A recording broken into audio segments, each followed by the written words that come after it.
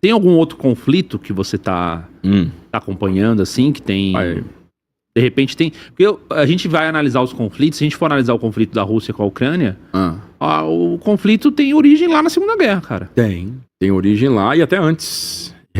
Né? O Putin diz que... O Putin levou o negócio lá pra Idade Média. Exatamente, lá nos anos 1000. 1000 e alguma coisa, o Kievan Rus. Porque a origem do nome, a origem do vocabulário é a mesma. E o povo também tem... É o mesmo, e blá, blá, blá, blá, blá, blá. Pois é, mas a origem da chamada civilização russa tá ligada ao Rus, né? Ao Kievan Rus, que hoje é Kiev, a capital da Ucrânia. Inclusive, Kiev é mais velha que Moscou, né? E ali a ligação dos dois povos é bem clara.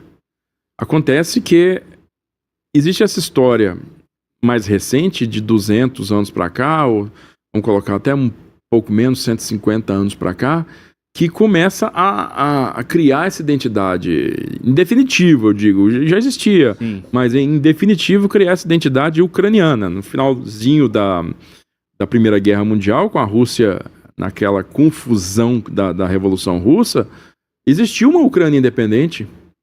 Existiu uma Ucrânia independente, se eu não me falha a memória, ali por 1919.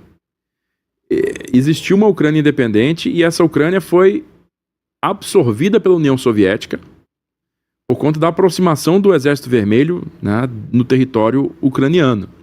Né? E aí houve Sempre tem, né? Nessa época de revolução, a convulsão é muito grande, a convulsão social é muito grande, então tem blocos de poder ali que querem aderir ao novo poder de Moscou, né, que é o antigo, representa o antigo poder do czar, e outros que querem ficar independentes. Então, aí a Ucrânia acabou se tornando parte integral da União Soviética. Mas mesmo assim, cara, a União Soviética, ela transformou a Ucrânia numa República Soviética da Ucrânia. Pelo menos nominalmente, ela tinha uma autonomia. Ela tinha uma autonomia bastante importante dentro da União Soviética, né? Ucrânia não era simplesmente mais uma região. Ela, além de ser a região produtora de alimentos, ela tradicionalmente é uma região de intelecto alto. As universidades ucranianas são importantes, né? Seja de Lvov, seja de Kiev, seja da antiga... É verdade. Antiga Stalino, né? Que hoje é Donetsk.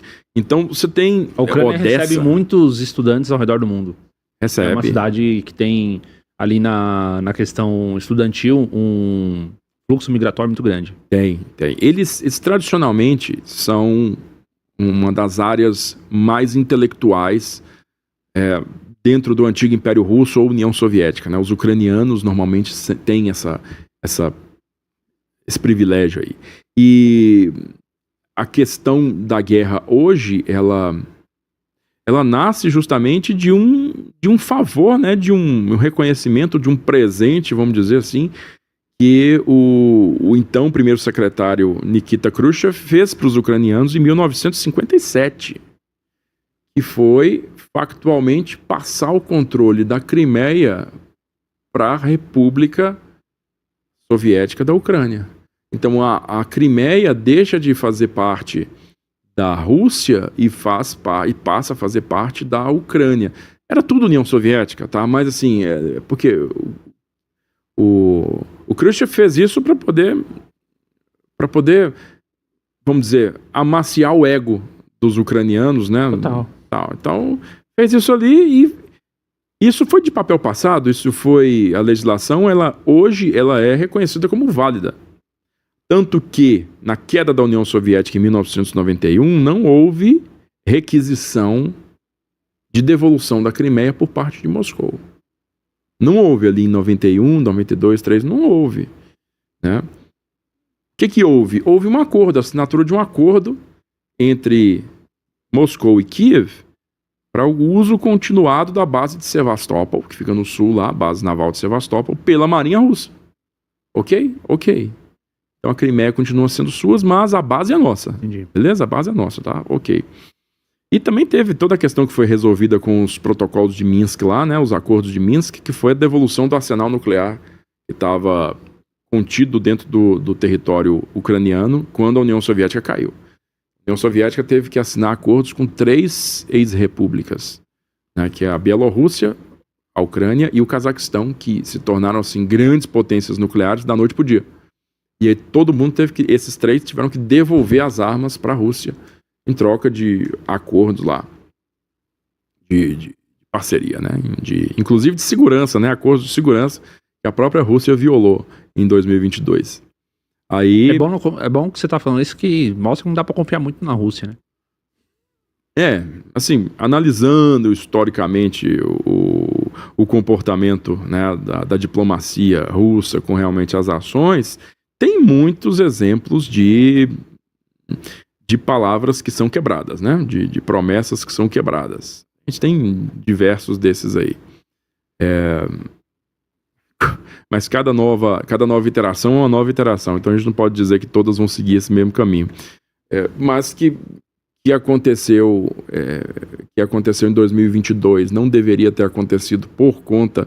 Mas, cara, a Rússia em 1997, 2008, quando ela assinou os protocolos de Minsk lá, né? Os acordos de Minsk, ela vivia numa realidade na qual a Ucrânia era pouco mais do que um estado satélite da Rússia, né? O governo ucraniano era aliado da Rússia, o povo ucraniano era tido como povo irmão da Rússia, povo russo também, sei lá. E é no começo dos anos 2000 que essa coisa vai modificar, né? Revolução Laranja, depois Revolução da Maidan. Então, no começo dos anos 2000, né, depois de uma década aí de